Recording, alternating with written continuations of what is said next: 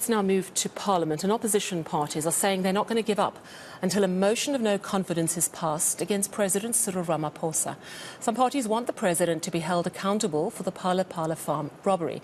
They're claiming institutions such as the Tax Authority, the Reserve Bank and the investigators, the Hawks, are protecting Ramaphosa. They also want the Speaker of Parliament to treat the matter with urgency. Well, ENC's Moloko Moloto is following the story and he joins me now. So, Moloko, thank you so much.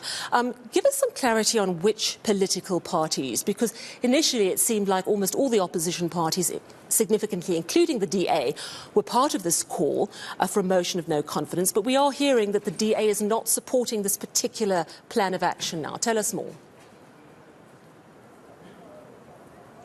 Good evening, Sally. Well, essentially, this is a forum of the majority of opposition parties that are represented in Parliament. Today, those that were present here, in total, they were 7. It was the PAC, it was COPE, and as well as the EFF. There was also ATM, and there was the IFP. There was as well the IFP, as I said, but also there was the UDM by Bantu Holomisa. And they are basically saying this is their third meeting as a forum. And there were 2 previous meetings which they say the Freedom Front Plus together with the DA were in attendance. And in principle, they agree that they need to work together in intensifying their efforts to hold President Cyril Ramaphosa accountable for this Phala Phala scandal. Now, what is at issue here, Sally, you would recall that currently before Parliament there are 2 processes.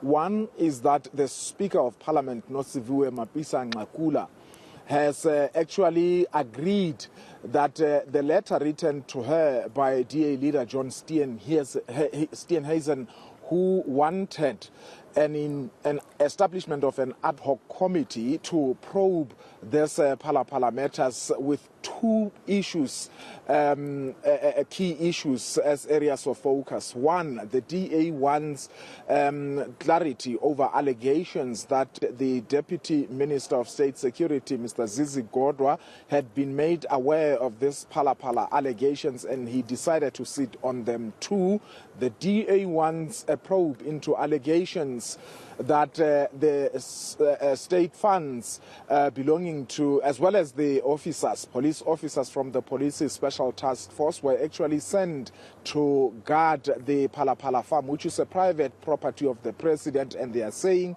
if that is true, it means taxpayers' money was misused. Now, the Speaker refused to establish an ad hoc committee, but said that it would rather be investigated by the current structures or existing structures of Parliament, and therefore referred that matter to the Standing Committee on Intelligence, which is chaired by an ANC Member of Parliament, Jerome Market. 2, Sally, another process that is before Parliament is that the ATM, you would recall, has actually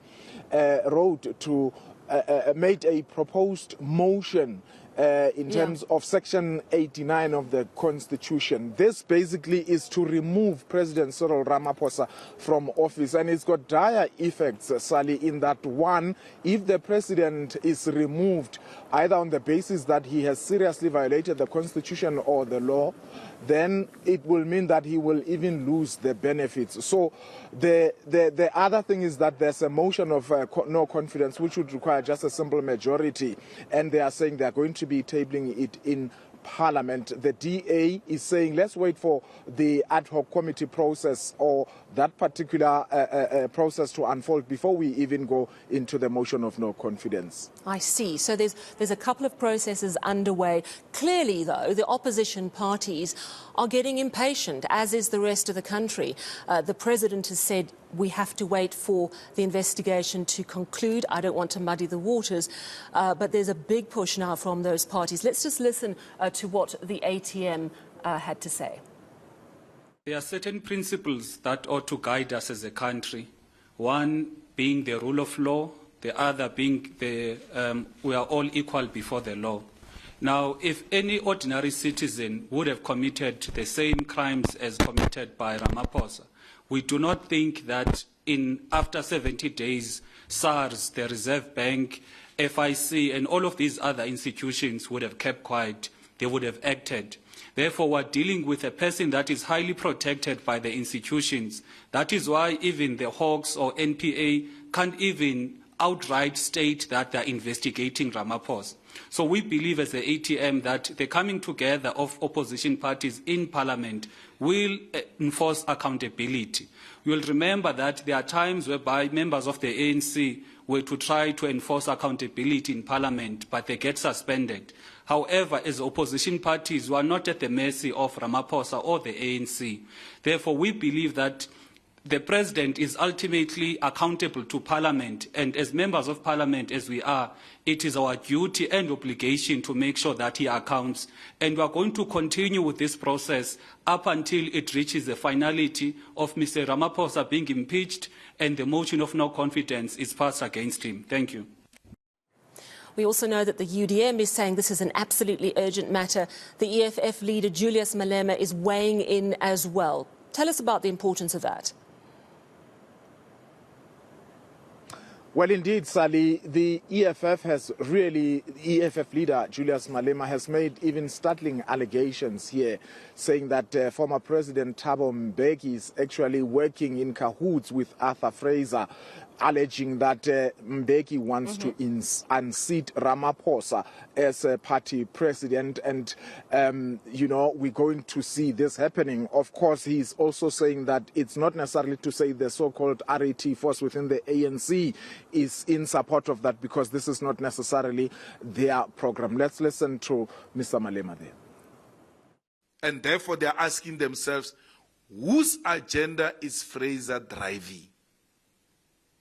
The answer is, Fraser is with President Mbeki in the unseating of President Ramaphosa, because President Mbeki says he's still disgruntled with unfinishing the term.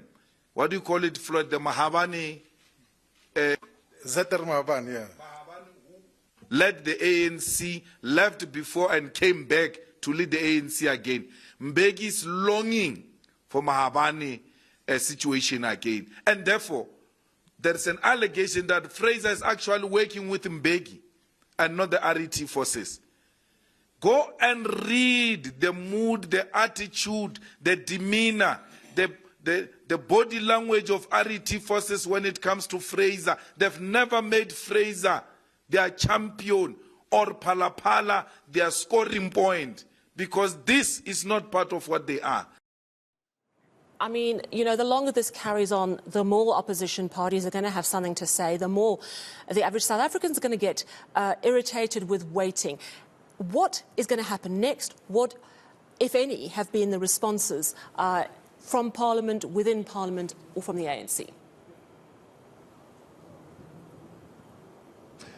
Well, Sally, the opposition parties are saying this process must happen quickly. It must not even wait for January next year. As to whether Parliament or the Speaker of the National Assembly will hit that, we all wait to see.